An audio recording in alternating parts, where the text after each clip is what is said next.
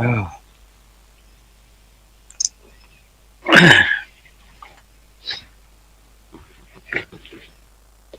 วันนี้ เป็นวันอังคารเราก็จะได้ออกทำรายการธรรมะคำตั้งสอนขององค์สมเด็จพระสัมมาสัมพุทธเจ้าเอาเนี่ยเรื่องเกี่ยวกับเนี่ยเรามาตีประเทศศรีลังกาเนี่ยเราก็ได้มาดูเกี่ยวกับวัดวาอารามต่างๆนะ ไปดูเนี่ยเกี่ยวกับวัดที่สำคัญเนี่ยมาแล้วนี่ก็ไปวัดเกลเกลิยาเกลิยารามพระอารามหลวงเราก็ได้ไปเห็นวัดของเนี่ยเป็นกำรู้สึกว่าจะใหญ่โตมากนะวัดเกลิยารามเนี่ยติดกับแม่น้ำเกลนีน้ำเกลนีก็ได้ไปดูไปอย่างไปดูสถานที่รู้สึกว่าจะนั้นดูเมื่อวันเนี่ยเมื่อใกล้ๆเนี่ยวันมาฆะเนี่ยนะก็มาดูแล้วกับศรัทธาประชาชนนะเป็นจำนวนประมาณคงจะเป็นพันหลักพันนะเพราะว่ามันมาไหว้มาสักการะมาปฏิบัติธรรมกันแล้วมาเอาหนังสืออย่างเป็นบางคนก็มีหนังสือสวดอย่างเนี่ยบางกันนั่งกันสวดกันเราก็ได้ไปดูไปเห็น แล้วก็ได้เนี่ยการเนี่ยการบูชาต่างๆเนี่ยบูชานะจะเป็นดอกไม้จะเป็นข้าวอย่างเล็กน้อยเนี่ยแต่ว่าเอาไปแล้วก็คือว่ามันก็เป็นกาเนี่ยมันเป็นจำนวนมากนะมันมากินมาอย่างกันมันได้กินได้อย่างกันแล้วรู้สึกว่านี่มันก็คงจะดีอกดีใจนะเป็นห้องเสียงสนั่นหวั่นไหวเกี่ยวกับกานะเป็นฝุ่งเลยอันนี้เพราะว่าท่านเจ้าวาดตีวัดตีเราว่าพักนะบอกให้เราไปบอกให้ญาติโยมเนี่ยพาไปนะไปดูไปนั้นดูเราก็ได้ไปรู้ไปนั้นแล้ว คือนั่นละคือมันเป็นวันนั้นก็รู้สึกว่าอากาศมันไขร้อนนะเราเดินพื้นเนี่ยเรารู้สึกว่ามันจะร้อนนะก็ค่อนข้างจะลำบากหน่อยนะอันนี้แต่ว่าเราก็นั้นได้แต่ว่าบางทีก็เราก็เดินยากลำบากหน่อยนะเพราะว่าความเนี้ยแข็งแรงบอกให้ดีได้นะวัดเกลิยารามเนี่ยนะ มันเป็นที่ว่าพระพุทธเจ้าเพิ่นเคยมาประทับที่นั้นเนี่ยเขาก็ก่อเจดีย์นะก่อเจดีย์จำนะว่าเป็นนี่เป็นที่ประทับพระพุทธเจ้าแล้วก็มีลงลงเกี่ยวกับลงรูปภาพนะเป็นจะเขียนรูปภาพว่า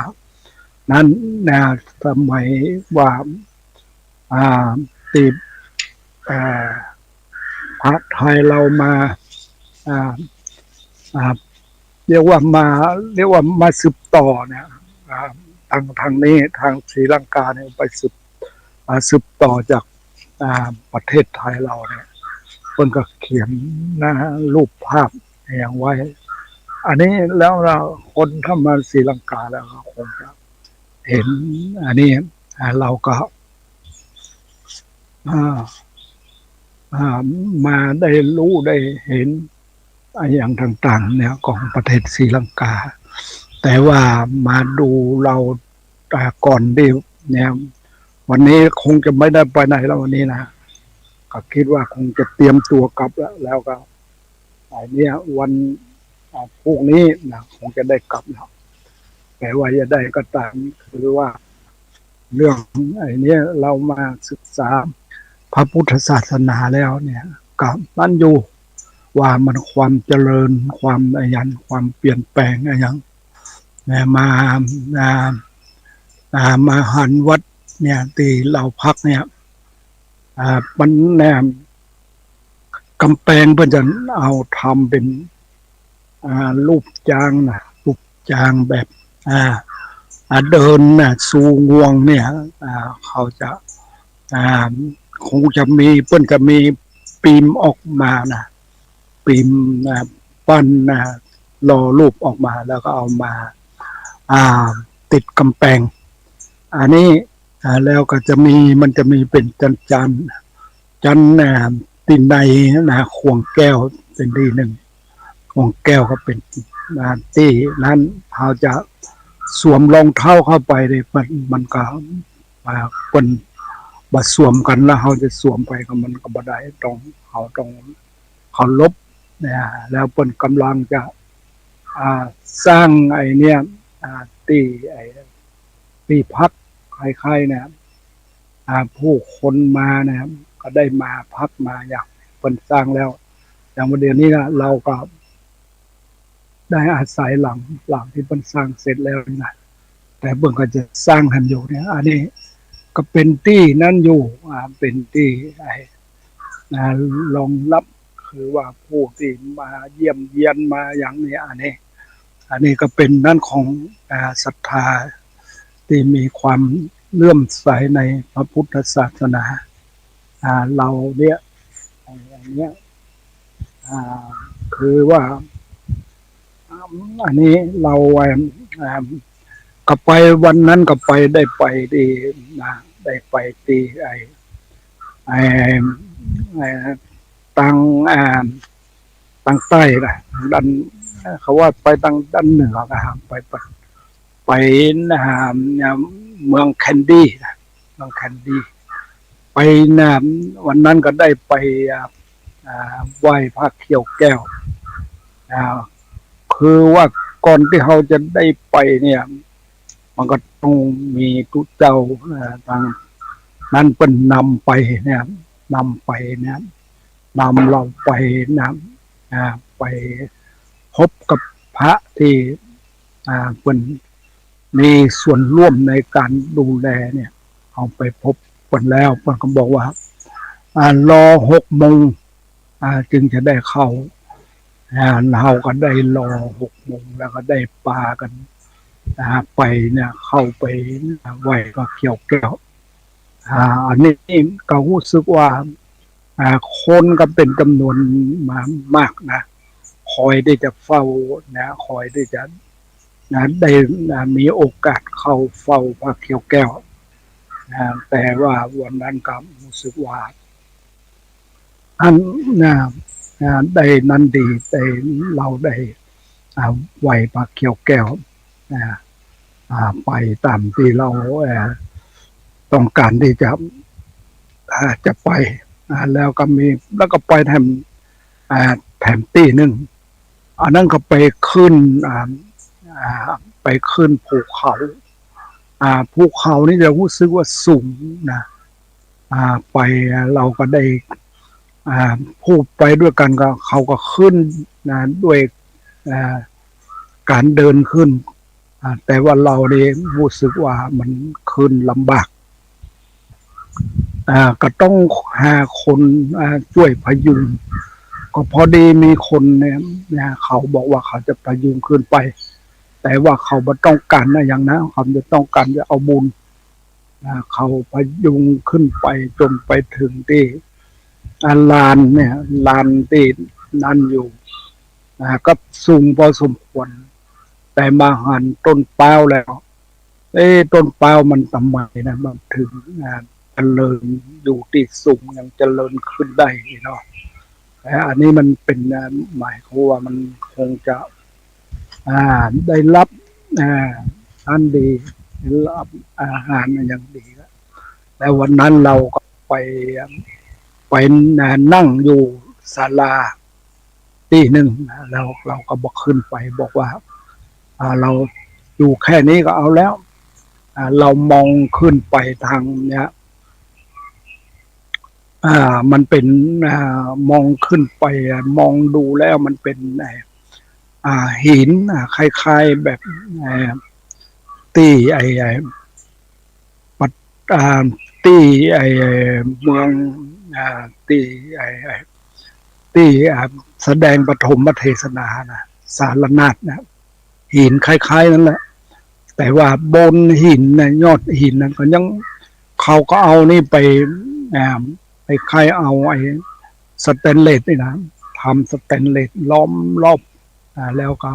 ก็มีคนเนี่ยขึ้นไปถึงที่ยอดเนี่ยยอดที่เรียกว่ายอดที่สารนาฏนะฮะคนก็ขึ้นไปกัน แต่อีกข้างนึงก็เป็นเจดีย์ขาวๆใหญ่ใหญ่มาก แต่เราก็ไม่ได้ไปเราก็ไปเพียงแต่อยู่นั้นเท่านั้นนะเพียงแต่อยู่นั้นดูแล้วก็สนทนากันกับคนเนี่ยมีคนต่างประเทศกันหลายคนเขาก็รู้สึกดีอกดีใจที่เขาได้มารู้มาเห็นถึงเขาจะเป็นบางทีเนี่ยอาจจะเป็นต่างศาสนาแต่เขาก็มีความเลื่อมใสในพระพุทธศาสนาแล้วกับวันนั้นก็ได้สักพักหนึ่งแล้วเราก็ลงมาในรู้สึกว่ามันจะง่ายหน่อยหนึ่งเพราะว่าจะได้เพราะว่ามันการลงกับการขึ้นการขึ้นจะลำบากหน่อยการลงเขาก็พยุงเราเนี่ยคอยประคับประคองเราเนี่ยลงมาถึงตีจอดรถแล้วเนี่ยเราก็เอาสตางค์ให้เขา500 รูปี500 รูปีแต่การหมายความว่าเขาถึงว่าเขาจะบ่เอาแต่ว่าก็ต้องเอาคือว่าเอาไปเอา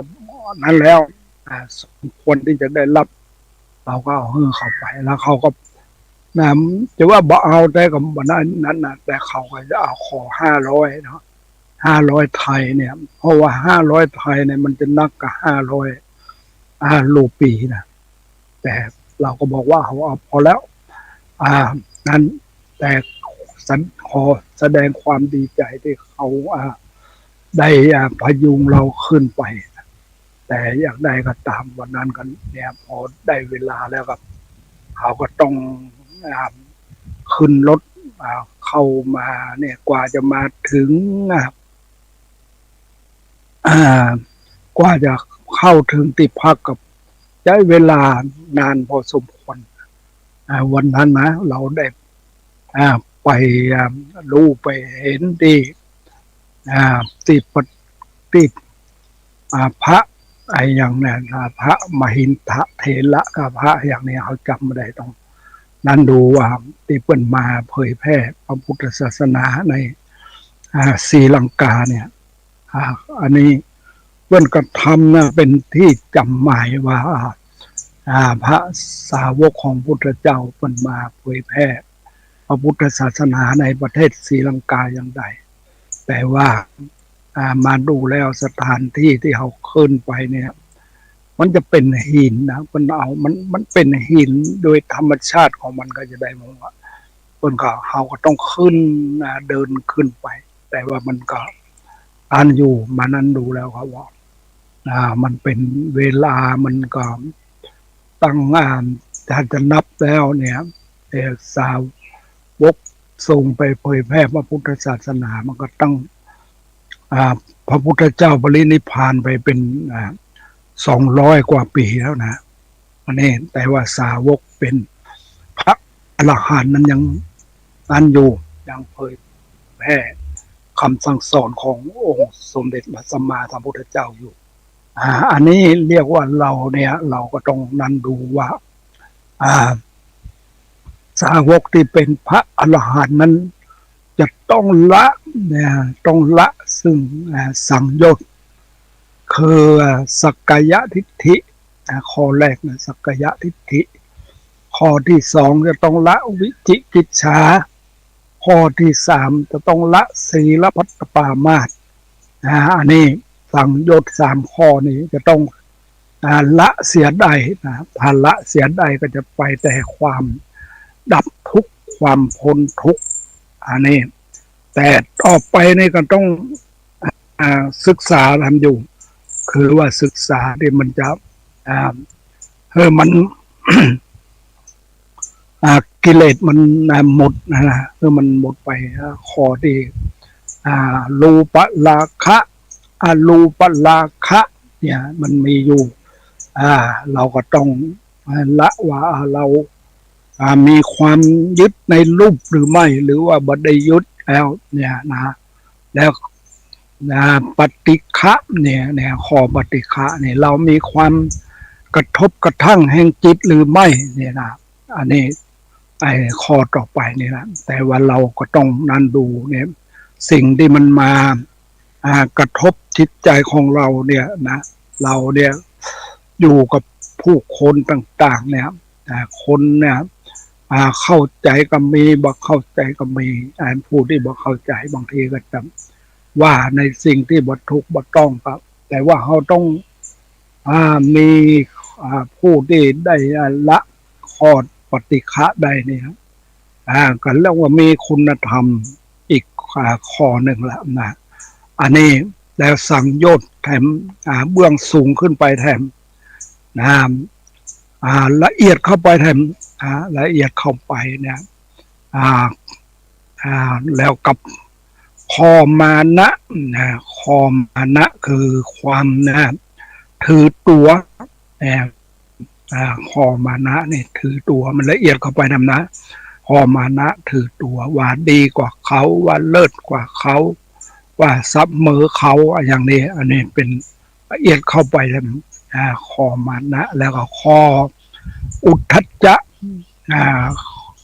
ต่อไปข้ออุทธัจจะก็คือความฟุ้งซ่านเนี่ยทำไมถึงคนเรามันจิตใจมันจึงฟุ้งซ่านก็เพราะว่ามันบ่ได้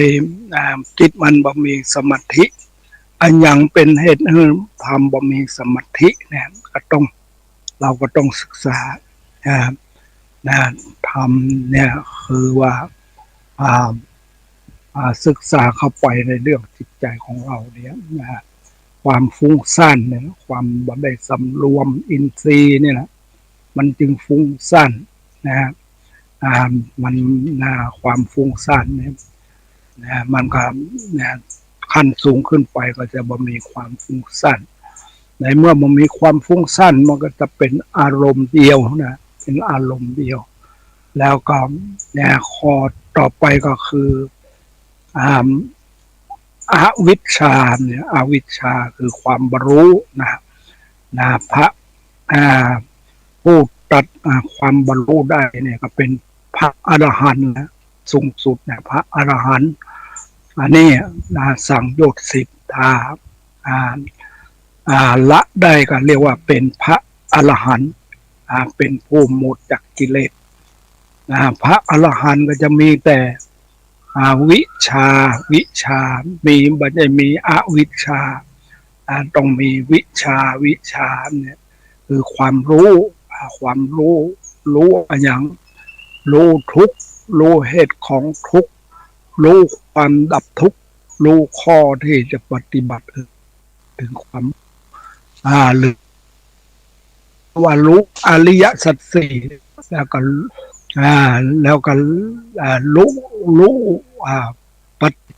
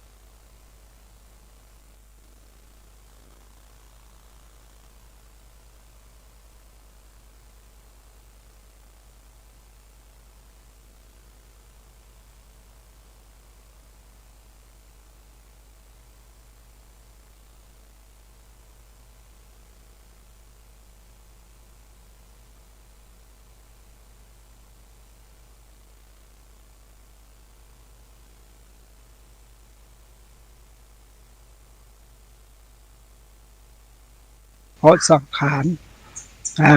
บ่มีวิญญาณจึงบ่มีเพราะวิญญาณบ่มีนามมารูปจึงบ่มีเพราะนามมารูปบ่มีอ่าจึงบ่มีผัสสะเพราะผัสสะบ่มีเวทนาจึงบ่มีเพราะเวทนาบ่มีตัณหาจึงบ่มีเพราะตัณหาบ่มีภพจึงบ่มีเพราะภพบ่มีชาติจึงบ่มีเพราะชาติบ่มีชรามรณะโสกะปริเทวะทุกขโทมนัสสุปายาสะเนี่ยจึงบ่มีอันนี้เพราะสิ่งนี้ดับสิ่งนี้จึงดับเนี่ยดังนั้นอันนี้เรียกว่าเป็นว่าปฏิจจสมุปบาทนะอันนี้แล้วเนี่ยเรื่องเราอาจจะต้องศึกษาเรื่องไอ้นี่เรื่องเกี่ยวกับเนี่ยเพราะเรียกว่า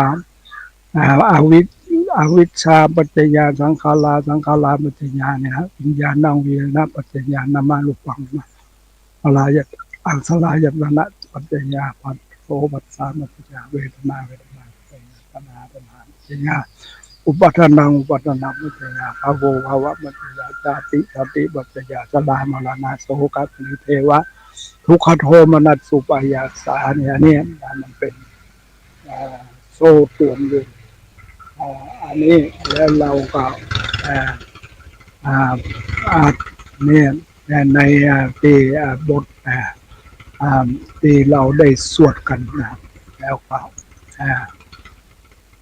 อันเอกาชาติสังสารังสันทวิสังอนิพพิสังพหะกลังภเวจันโตทุกขชาติปุนับปุนังนะอันนี้อเนกาชาติสังสารังสันทวิสังอนิพพิสังพหะกลังภเวจันโตทุกขชาติปุนับปุนังเนี่ยนะอันนี้ก็ยังเฮาก็ยังได้ยินสวดอยู่และอติตังนานวาคัมเมยะนัปปฏิกังเขอนาคตังยะตติตังปหินันตังอปตัญจะอนาคตังปัจจุปันนัญจะโยธัมมังตัทธะวิปัสสติอาสังอิลังอาสังอุปังตังวิธามนุโภหเยอัตเทวติจมาตพังโกชัญญังมรณังสุเวเนี่ยนะเราก็มักจะได้ยินพระสวดอยู่เรียกว่าอาติตังนานกว่าขมายะนัปปฏิกังเขอนาคตังยะตาติงามะหิตัง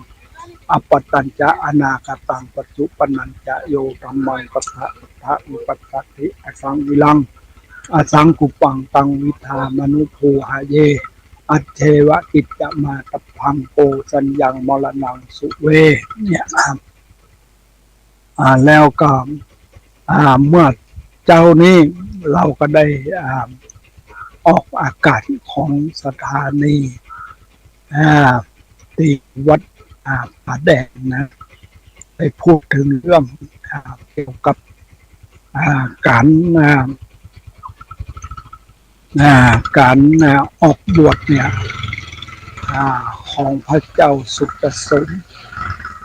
พระเจ้าสุตสมเนี่ยกับพระพุทธเจ้าของเราเนี่ยเมื่อเสวย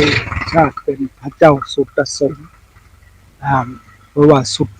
พระเจ้าสุตสมผมงอกนะ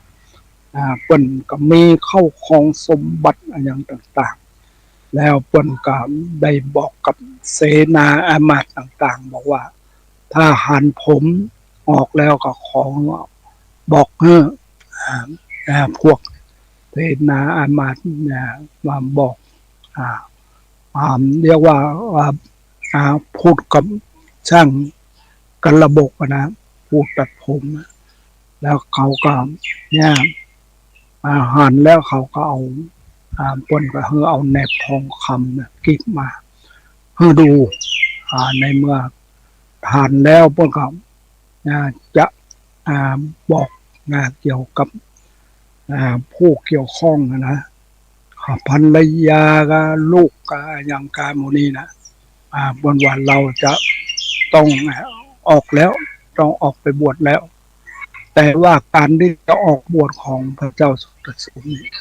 มันก็เป็นยากเพราะว่าเขาก็อยากจะ อ่าอยู่ในดูแลความครอบครัวอยู่คือความอบอุ่นกับครอบครัวแต่พญาสุตสมนี่เป็นนั้นแล้วเป็นเนื้อเมื่อเป็นหันหลักของอนิจจังเนี่ยคือหันความบ่มันบ่เที่ยงของสังขารเนี่ยเพราะว่าผมงอกแล้วมันก็ต้องนั้นแล้วเป็นคนแก่แล้วก็ต้องจะต้องออกบวชนะครับการออกบวชเนี่ยมันก็ต้องลา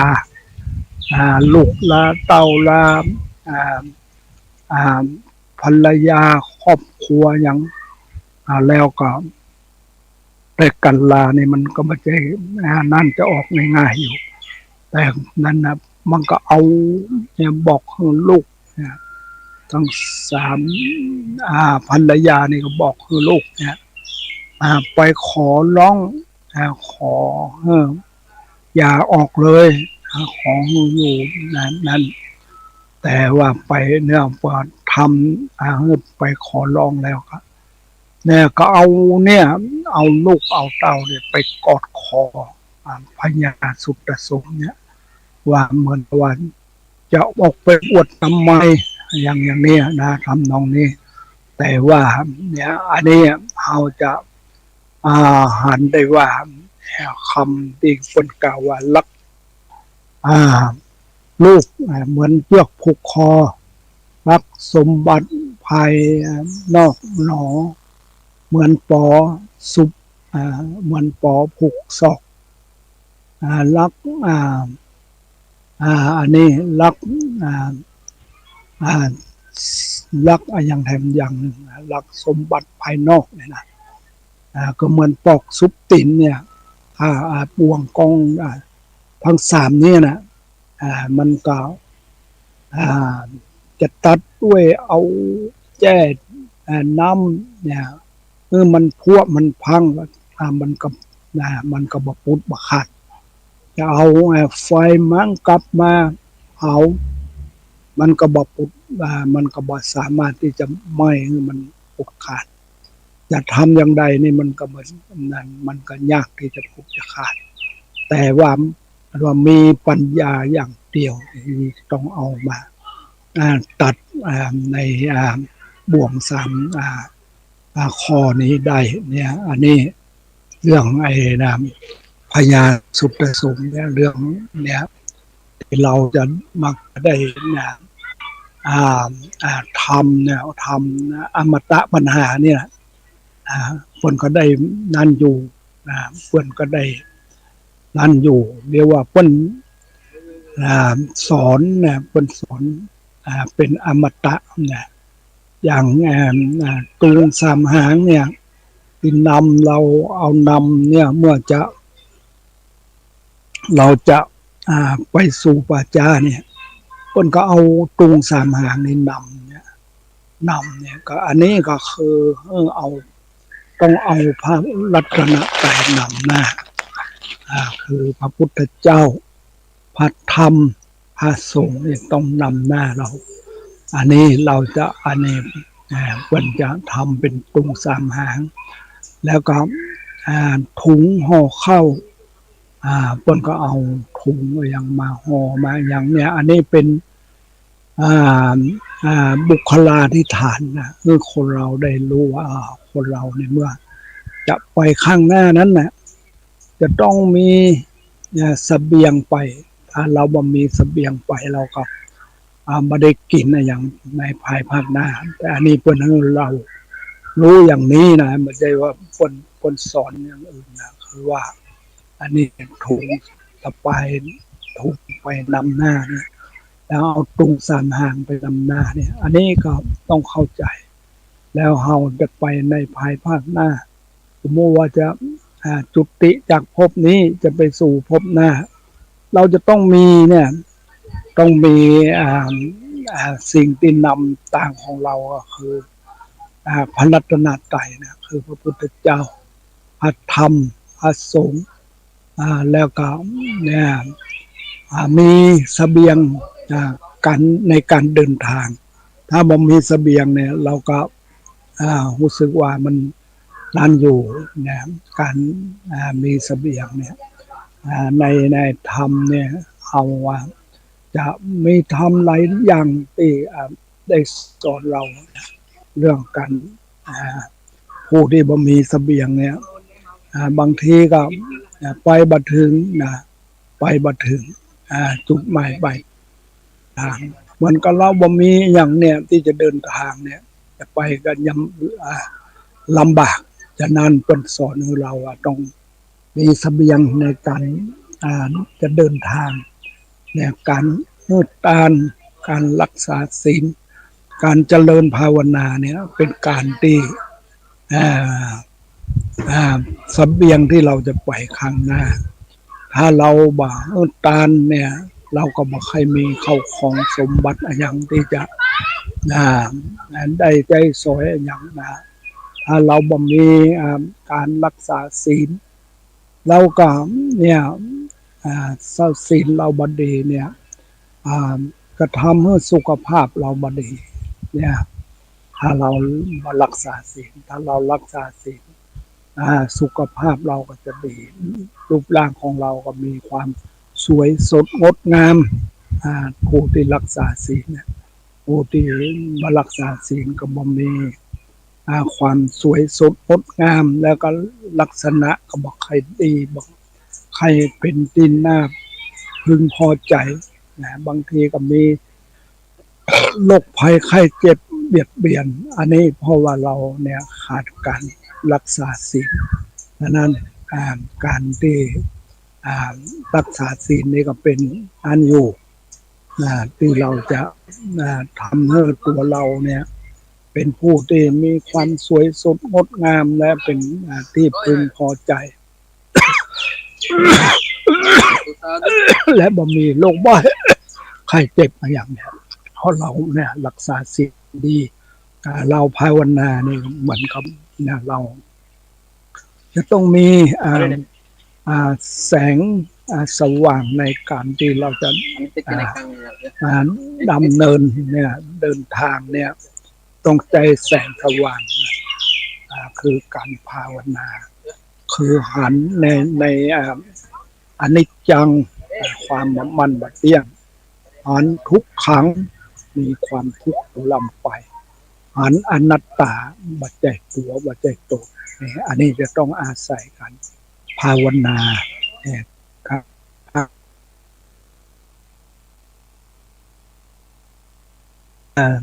อันเบอร์ก็จะมีอยู่สองอย่างสมถะภาวนากับวิปัสสนาภาวนาสมถะเนี่ยเป็นทำให้จิตใจของเรานั้นมีความสงบมีความสงบระงับเช่นเรามีนั่นไปทางไหน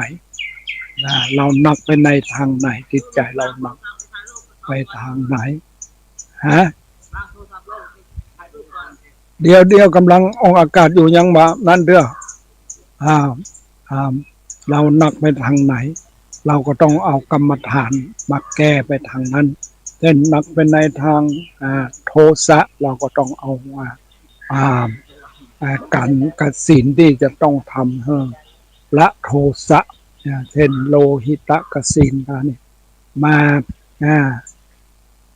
พิจารณาความเล่าร้อนของเราจะลดลงแล้วเรานักไปในทางน่า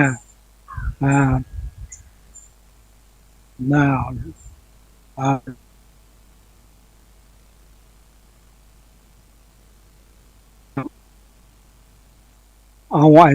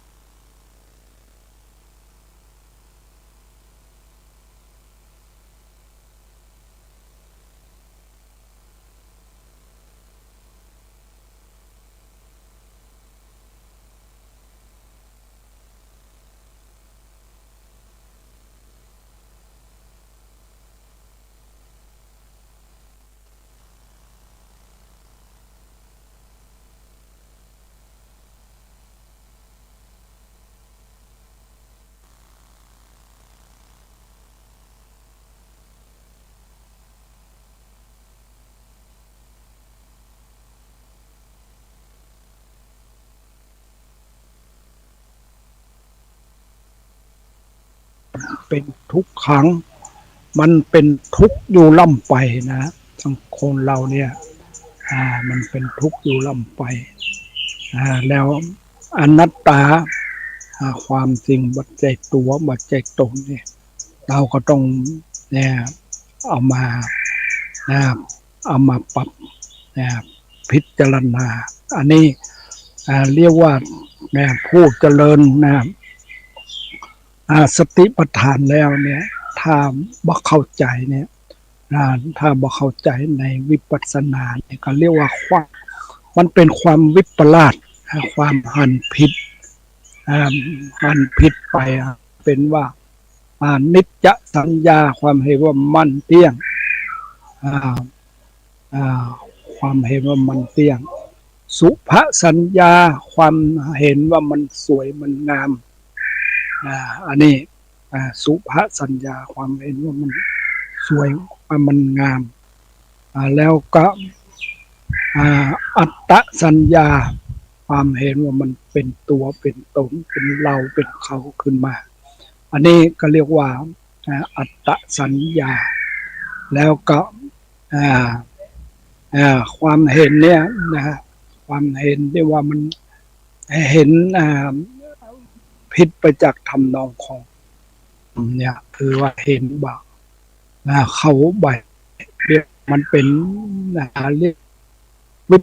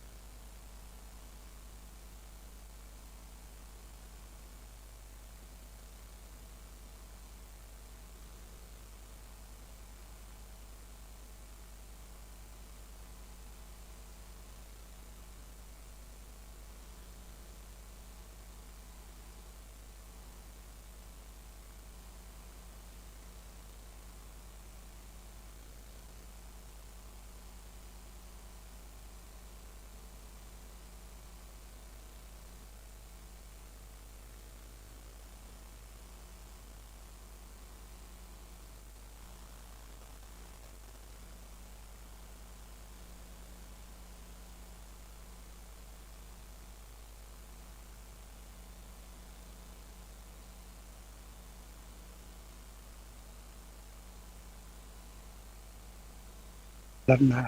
เนี่ยเราเนี่ยมาพบพระพุทธศาสนานะเป็นอย่างใดพระพุทธศาสนาเนี่ยเรามาประเทศศรีลังกาเนี่ยเราก็มาดูบางทีก็อย่างวัดที่เรามาพักเนี่ยก็มีสามเณรมีสามเณรหลายอยู่แต่ว่าเขาก็เรียนอยู่เขาก็ศึกษาเราเรียนแต่ว่าบางทีเนี่ยนะมันนั่นอยู่ถ้ามีถ้าได้เรียนดีได้ฝึกฝนดีก็จะไปแต่ความเนี่ยดับทุกข์ความพ้นทุกข์ถ้าได้เรียนบัดดีฝึกฝนบัดดีได้ปฏิบัติบัดดีก็จะไปแต่ความดับทุกข์ความพ้นทุกข์บัดใดอันนี้เมื่อคืนที่ผ่านมาดูแล้วมันเล่นกันอย่างหมอพูดนะมันเนี่ยแล้วก็เราว่าทำไมถึงเล่นกันเนี่ยบางทีก็ทำให้ทำผิดเนี่ยมันก็ไปในทางที่บอกพ้นทุกข์อันนี้เป็นสามเณรแต่ว่ามันนั่นอยู่แต่จะได้ก็ตามเนี่ยแต่ว่าทางนี้นะมันมาหันแล้วเพิ่นก็ นะอย่างเฮามาเนี่ยเฮามาในวัดเนี่ยนะเพิ่นจะนิมนต์เนี่ยเนนเนี่ยไปทำบุญที่หั่นที่นี่เอารถมารับแต่ว่าถามสามเณรแล้วเนี่ยชื่อนั้นชื่อนี้ชื่อหยังสามเณรนี่ชื่อหยังเขาก็บอกว่าสุชาตะอ่าสุชีวะสุอ่าสุเรียกว่าเอาสุนำหน้าเนี่ยถ้าเป็นสุเนี่ยก็เรียกว่ามันดีนะสุนี่ดีแต่ว่าจะดีหรือไม่เนี่ยชื่อแหละชื่อดีแต่ว่าตัวเองจะปฏิบัติดีหรือไม่นี่อันนี้ก็นั้นอยู่นะครับอันนี้ก็ต้องนั้นอยู่พิจารณาเรื่องนี้จือเอาอย่างเราจะไปบ้านของเขาเนี่ยศรัทธาญาติโยมเนี่ยบางทีเพื่อนก็จะต้องบอกว่าเพื่อนจะเอาสุนี่นำหน้านะเอาสุนำหน้านี่ก็ขอแสดงว่ามันเป็นอันว่าดีนะแต่ว่าถ้าอาจจะดีหรือไม่เนี่ยปฏิบัติดีหรือไม่อันนี้ก็เป็นเรื่องที่เราจะต้องศึกษาเอามาพิจารณาอันนี้เดี๋ยวนาวอันนี้เราก็ได้พูดคุยกับท่านเจ้าวาดแล้วก็ได้สนทนากันคือว่าเรื่องไอ้เนี่ยอันนี้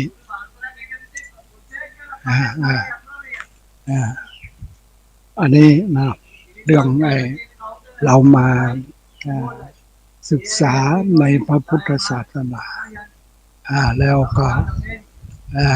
ผู้คนต่างๆเนี่ยเขาก็นั่นอยู่เราก็ว่าวันนี้เราก็ได้เอามาเล่ามานั้นมาพูดคุยคือเข้าใจในเรื่องต่างๆเนี่ยเราเนี่ยบางอย่างเนี่ยสามเณรดังนี้เพิ่นก็มีอยู่หลายรูปนะแต่ว่าอย่างว่าเนี่ยมันก็มีเขาก็มีกันไปเรียนหนังสือไปเรียนอย่างอยู่แต่ว่าเนี่ยถ้าหากมีผู้นำดีผู้ชักนำดีมันก็ไปในทางที่ดีถ้านำมาดีเนี่ยบางทีละอ่อนนี่มันวัยคันนองไว้อย่างนี้บางทีมักจะมาได้ฝึกฝนในทางที่ดีอันนี้ก็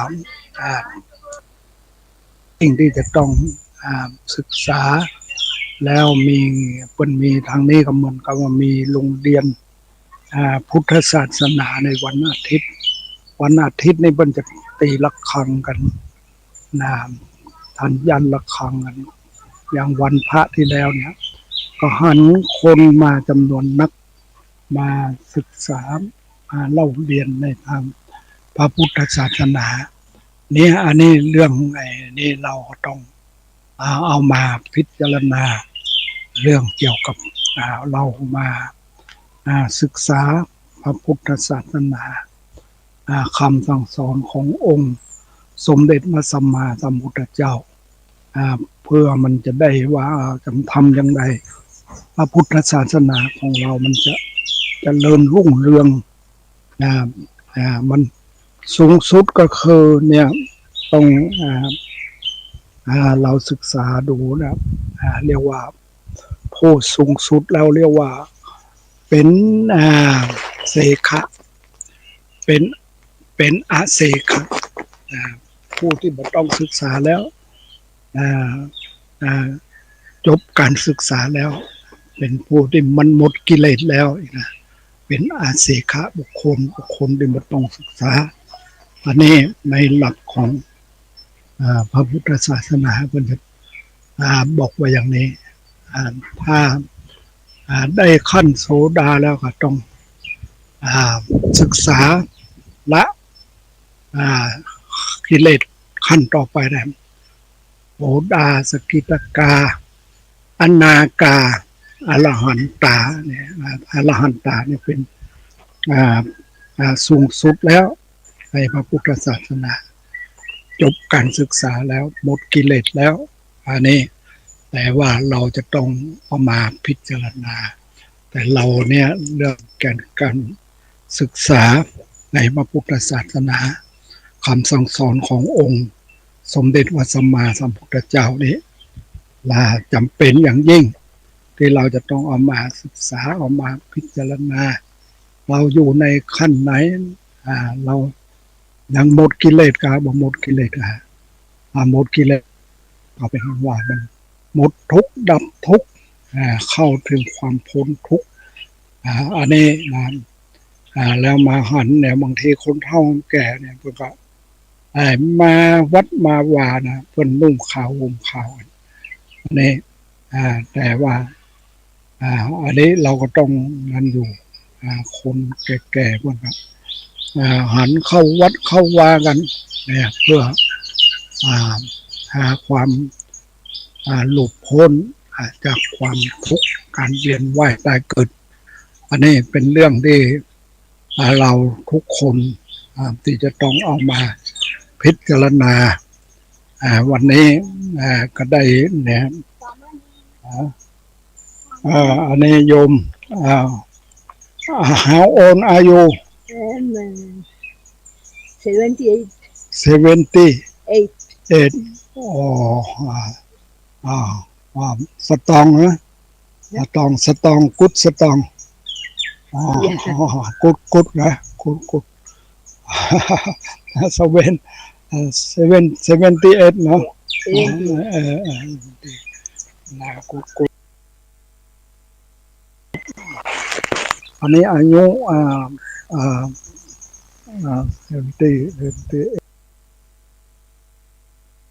71นะ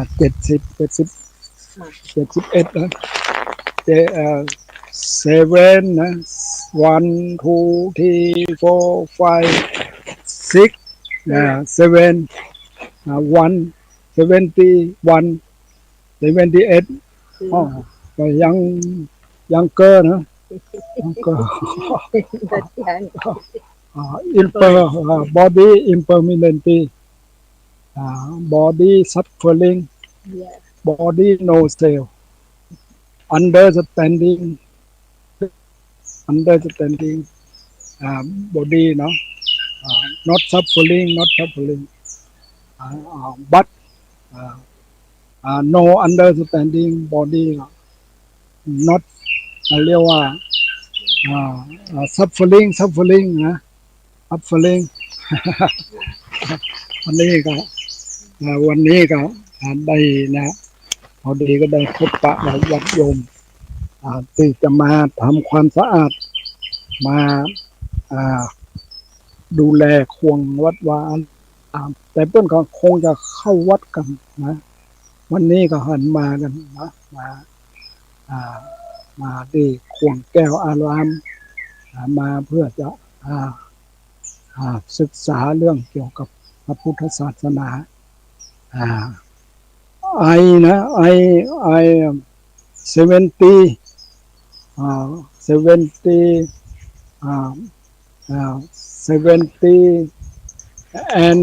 70 and 70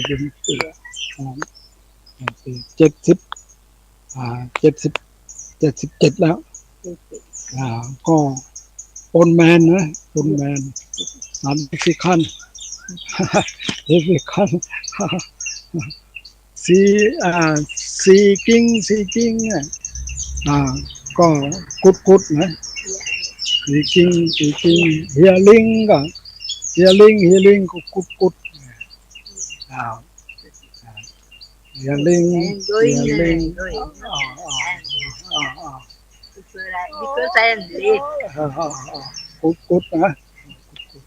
ละได้นะพบปะญาติโยมขอให้มีความสุขความเจริญเลยทั่วหน้านะญาติโยม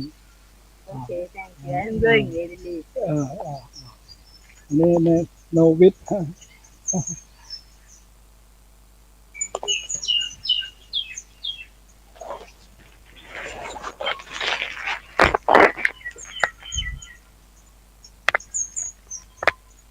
เอาละวันนี้ได้เวลาแล้วก็ขอ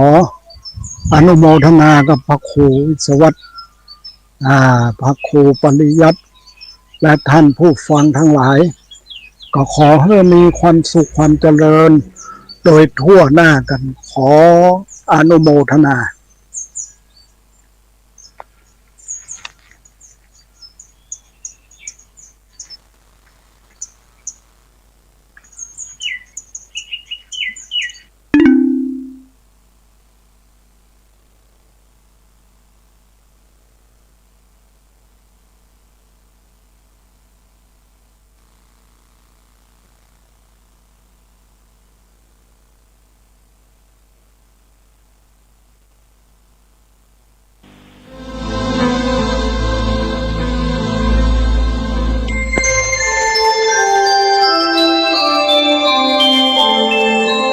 ขณะนี้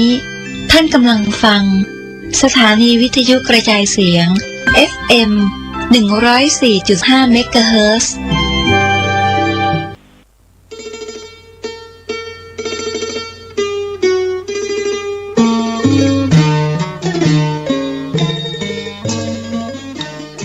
ข่าวสารเพื่อการประชาสัมพันธ์ขอเชิญร่วมทำบุญทอดผ้าป่าสามัคคีบารมีธรรมในพิธีงานยกยอดฉัตรหลังคาวิหารวัดชัยสถานป่าเศร้าน้อยตำบล